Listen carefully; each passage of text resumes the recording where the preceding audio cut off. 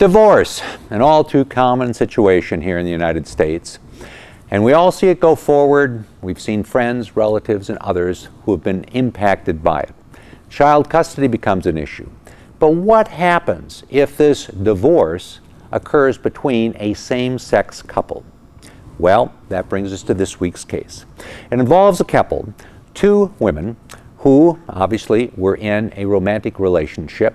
They went to Vermont, they engaged in a civil union, basically a marriage in Vermont. They went back to New York, where they lived, and one of the members of this couple gave birth to a child through artificial insemination. The other woman shared in raising the child. Then, unfortunately, they got a divorce. Now the big question arises, who has custody of this child?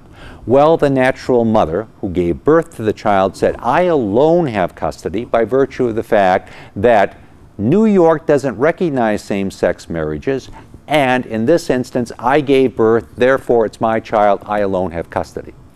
The woman who had also been engaged in raising the child said, no, no, no, no, no. We had a civil union recognized essentially as a marriage by the state of Vermont, and I have a right to have visitation of this child. Not only do I want to do it, but under the law, I should have that right, since essentially we're looking at a divorce here. Well, the court looked at it, and the court had to give it some consideration by virtue of the fact that New York did not and does not recognize same-sex marriages. So the court said, okay, here's what we're going to do. We're going to recognize the fact that you were married. That's why you're seeking a divorce at this juncture in time. And we are going to give what the law calls comity, or consideration, to the laws of another state. In this instance, we'll consider the laws in Vermont and we'll give deference to them. And we'll give deference to it by saying, you gals were married, you're getting a divorce at this point in time, and therefore you have joint custody of this child. Each of you have the ability to have custody of the child and certainly have visitation rights. All right.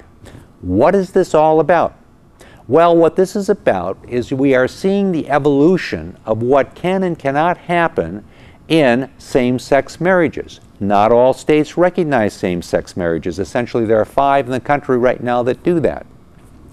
When these people who get married in states that recognize it move back to their state, well, they confront issues. They confront issues if they try and get a divorce, if they try and inherit property, if they do any number of things which married couples can do in states that do not recognize same-sex marriages.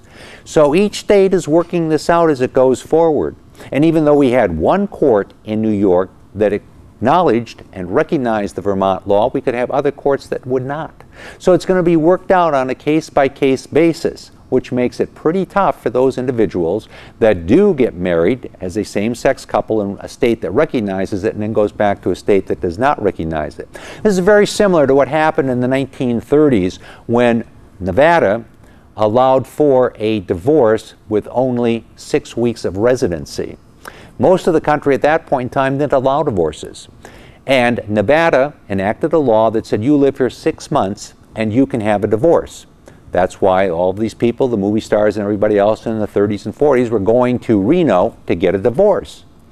But those divorces were not always recognized in the rest of the country. And it took years, it took over 20 years before all of those cases worked out, and the courts decided what could be done in the states to which those people went after they got a divorce in Nevada, and whether that was going to be recognized. And that's the same thing we're seeing happening with same-sex marriages right now. It demonstrates the difficulties that people who are considering a same-sex marriage will confront. We bring you this news as we bring you the legal stories every week, so you can see how the law really works. I'm David Allen.